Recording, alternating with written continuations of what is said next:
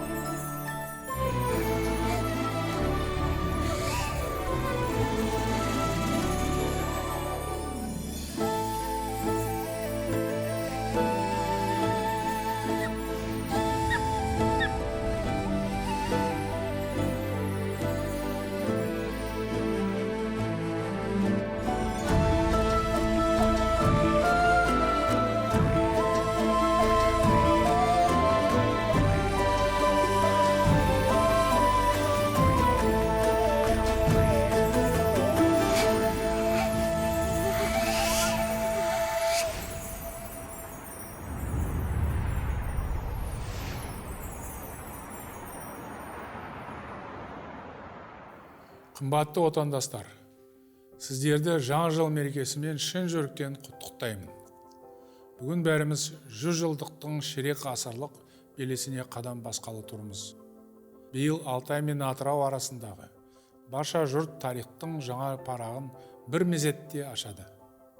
Халқымыз 2 жылдың тоғысар тұсын ізгі ниетпен, ерекше көңіл күймен күтеді.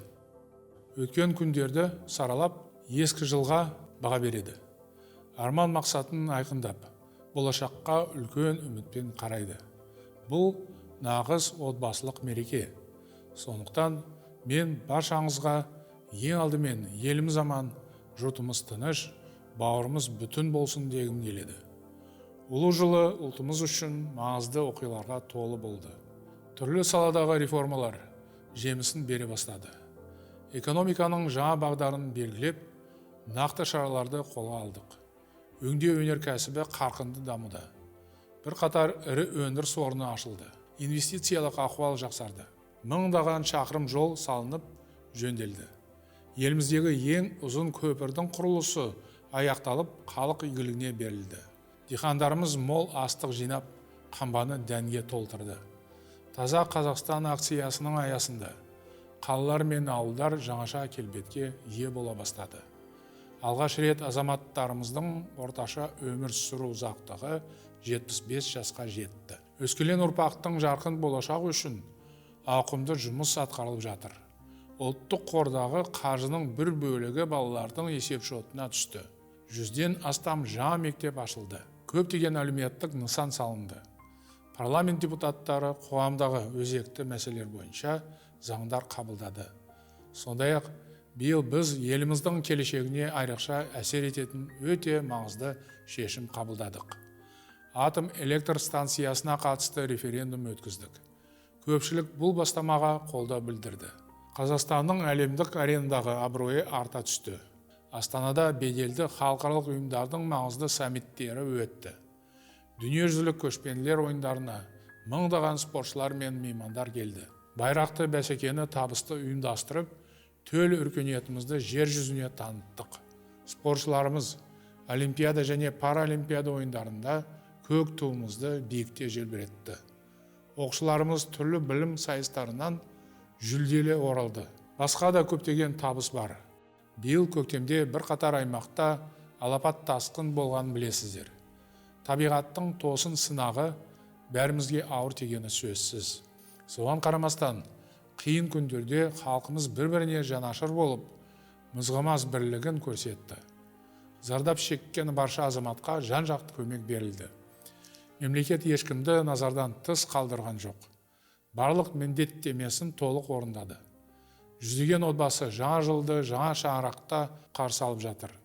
Біз осылайша ырысты ынтымағымыздың арқасында барлық қиындықты еңсереміз. Алға сеніммен қадам басамыз. Жүйелі реформалар одан әрі жалғасады.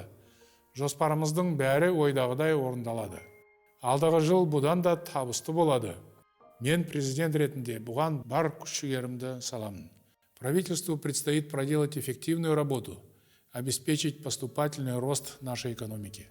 Нужно открыть новые производства, улучшить условия для ведения бизнеса, продолжить строить дороги, решать проблемы коммунальной сферы. Необходимо расширить использование цифровых технологий, в том числе искусственного интеллекта, усилить поддержку наших аграриев. Во всей этой работе главная цель – это повышение благополучия граждан. Государство будет уделять повышенное внимание развитию образования и здравоохранения, науки и культуры. Мы будем продолжать строить новые школы и больницы, повышать статус педагогов, врачей, ученых и деятелей культуры. И, конечно, государство будет поддерживать молодежь. В следующем году нас ожидает ряд знаковых дат. Мы достойно отметим 80-летие Великой Победы. На высоком уровне проведем 30-летний юбилей Конституции и Ассамблеи народа Казахстана. Сондай-ақ, Ұлы Абайдың 180 жылдық мерейтойын лайықты атап өтуіміз керек. Мен алдағы жылды жұмысшы мамандықтар жылы деп жарияладым. Бұл еңбек адамдарына деген ерекше құрметтің белгісі. Біз отаншылдық, еңбекқорлық және біліктілікке айрықша мән береміз. Дәл қазір мерекеге қарамастан мыңдаған отандасымыз жұмыс істеп жатыр.